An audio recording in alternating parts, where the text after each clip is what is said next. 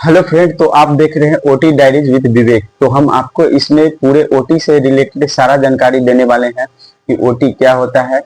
उसके बाद हम आपको बताएंगे कि इसमें जो है कौन से सिलेबस पढ़ा जाता है और कौन से कोर्स में कितने वैकेंसी आती है और कौन से कोर्स में प्राइवेट जॉब मिलेगा हमको, और सरकारी जॉब के बारे में भी बात करेंगे। सैलरी कितना होता है वो बताएंगे और कहाँ से हम कोर्स करें। तो ये सब चीज आपको इस वीडियो में मिलने वाले हैं। तो अगर आप चैनल पर पहली बार आए तो प्लीज चैनल को सब्सक्राइब कर लीजिए और वीडियो को लाइक कर दीजिए, क्योंकि हम आपको हर एक नोटिफिकेशन जैसे ही आता है किसी भी तरह का ओटी से रिलेटेड, वो मैं आपको सारा जानकारी देने वाला हूं। और आगे की वीडियो में भी आपको बताऊंगा कि कौन सा बुक पढ़ना है और कौन से प्रीवियस ईयर क्वेश्चन कहाँ से मिलेगा, सारा जानकारी आपको इस पर मिल जाएगा। तो शुरुआत करते हैं। सबसे पहला टॉपिक जो है कि ओटी क्या है। तो ओटी ओटी का मतलब होता है ऑपरेशन थिएटर। ऑपरेशन के अंदर जितने भी काम होता है वो सर्जिकल साइड से लेकर के और एनेस्थीसिया साइड। एनेस्थीसिया साइड का मतलब होता है कि कोई भी पेशेंट आया है तो उसको जैसे हम बोलते हैं बेहोश करना, उससे रिलेटेड जो है वो एनेस्थीसियोलॉजिस्ट आते हैं। उनके साथ एनेस्थीसिया टेक्नोलॉजी जो कोर्स किए होते हैं वो रहते हैं। और उसके बाद एक सर्जिकल साइट होता है जहाँ पे सर्जरी जो है वो परफॉर्म होता है। वहाँ पे ऑपरेशन थिएटर टेक्नोलॉजी जो होते हैं किए हुए कोर्स वो वहाँ पे रहते हैं। तो आप बता देते हैं कि ये चार जो कोर्स का नाम बताए हैं उनमें सेम है, बट डिफरेंट क्या है वो मैं बता देता हूँ। पहला है BOTT यानी bachelor of operation theatre technology. इसमें जो है इस कोर्स का मतलब है कि आप जो है सर्जिकल साइट के तरह काम करेंगे, लेकिन ऐसा नहीं होता है। आप दोनों तरफ भी काम कर सकते हैं। वैकेंसी आती है तो वहाँ पे भी आप अप्लाई कर सकते हैं, सरकारी में भी। उसके बाद दूसरा कोर्स है जो BOAT। इसमें क्या है, आप bachelor of anaesthesia operation technology, यानी कि इसमें आप दोनों साइड काम कर सकते हैं। और एक होता है DOTT। जैसे मैं BOTT के बारे में और BOAT के बारे में बताया हूँ, उसी तरह से उधर DOTT और DOAT है। बस दोनों में डिफरेंट ये है कि ये जो है 4 साल की कोर्स है और वो 2 साल की है, यानी डिप्लोमा है। और इधर बैचलर है। बैचलर करने से आपको फायदा ये है कि आपका ग्रेजुएशन भी कंप्लीट हो रहा है, और साथ में अगर आपका मन बदल जाए आगे जा करके, अगर आप ओटी में काम नहीं करना चाहते हैं, अगर आप यूपीएससी बीपीएससी या दरोगा जैसे एग्जाम का अगर प्रिपरेशन करना चाहते हैं तो वो भी आप कर सकते हैं। उसी तरह से आप डिप्लोमा कर रहे हैं तो आपको 2 साल की ये तो कोर्स है, लेकिन आप सरकारी से कीजिए या प्राइवेट से, लेकिन एग्जाम जो होता है वो बिहार सरकार के ही द्वारा क्या कराया जाता है। अगर आप अदर स्टेट से हैं तो वहाँ के जो द्वारा क्या कराया जाएगा वहाँ से होगा। लेकिन इसमें टोटल 3 ईयर लग ही जाता है। बाकी आप अपने सिचुएशन के हिसाब से कोर्स चूज कर सकते हैं कि डिप्लोमा करना है या ग्रेजुएशन करना है। कहने वाले हैं कि आपको जो है जॉब कहाँ मिलेगा और कैसे मिलेगा।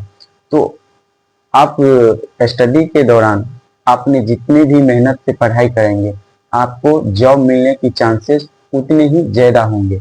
अगर आप पढ़ाई करते हो अच्छे से, जो भी चीज़ पढ़ाया जाता है सिलेबस है उसका आपके पास नॉलेज है, तो आपको जॉब की टेंशन नहीं है। क्योंकि आप देख रहे होंगे कि कोई भी अगर सर्जरी होती है तो वहाँ पे सबसे ज़्यादा जो ज़रूरत होता है वो टेक्नीशियन की होती है, और वो ओटी टेक्नीशियन या डिप्लोमा वाले जो होते हैं वही वहाँ पे परफॉर्म कर सकते हैं, क्योंकि उन्होंने पढ़ करके आया है।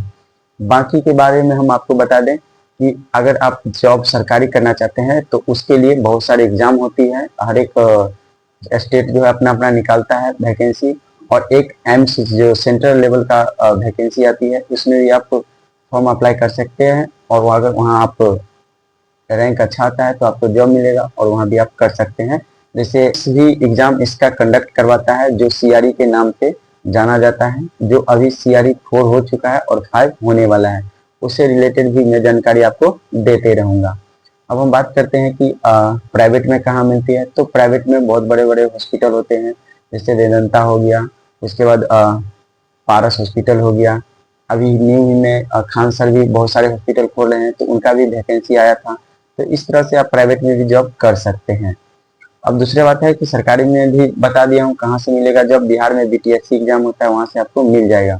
अब बात आती है कि सैलरी कितना मिलता है। तो अभी के हिसाब से हम आपको बताएं तो ओटी टेक्नीशियन या डिप्लोमा वाले के लिए, तो डिप्लोमा वाले के लिए जो है वो अभी 18,000 रुपये मिलता है सैलरी, और जो बैचलर किए हुए हैं उनको अभी 25,000 तक मिलता है, जो फ्रेशर स्टूडेंट होता है उनको। अगर आपका एक्सपीरियंस जितना ज़्यादा होगा, आप जितने अच्छे से काम करोगे, उतना सैलरी आपका इंक्रीज होगा, और इसका कोई लिमिट नहीं है कि आपका कितना हाईएस्ट जाएगा। लेकिन जो मैं बताया हूँ आपको, एक अगर आप अच्छे कोर्स किए हैं और अच्छे से पढ़ाई किए हैं तो आपको 25,000 रुपये जो है वो मिल ही जाएगा। आगे हम बात करते हैं कि अब सरकारी में कितना इसका सैलरी होता है। तो सरकारी में जो है आपको 29,000 से स्टार्ट होती है, और ये सैलरी 53,000 तक जाता है। जैसे कि आपको 29,000 जो है आपको 5th लेवल का पे मिलेगा, और उसमें जो है आपको HR होता है, यानी आप जहाँ रहते हैं उसका रेंट होता है, और एक्स्ट्रा 57% जो है आपको एक्स्ट्रा पैसा मिलता है जितना आपका सैलरी है। यानी टोटल एवरेज माना जाए तो ये 50 प्लस होता है, यानी 50,000 से ऊपर की सैलरी होती है अब फ्रेशर में। लेकिन आपका एक्सपीरियंस जैसे जैसे बढ़ेगा वैसे वैसे ये सैलरी भी इंक्रीज करते जाता है, हर 6 मंथ पे जो है वो बढ़ती है पेमेंट।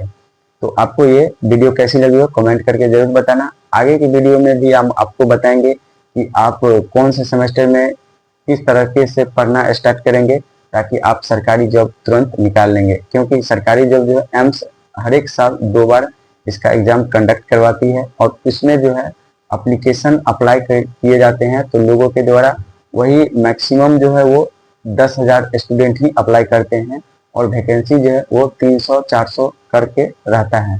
तो आप सोच सकते हैं कंपटीशन भी उतना टफ नहीं है जितना जनरल में है। अगर आप पढ़ेंगे तो आप निकाल सकते हैं एग्जाम को। बाकी ये वीडियो कैसा लगा कमेंट करके जरूर बताएंगे।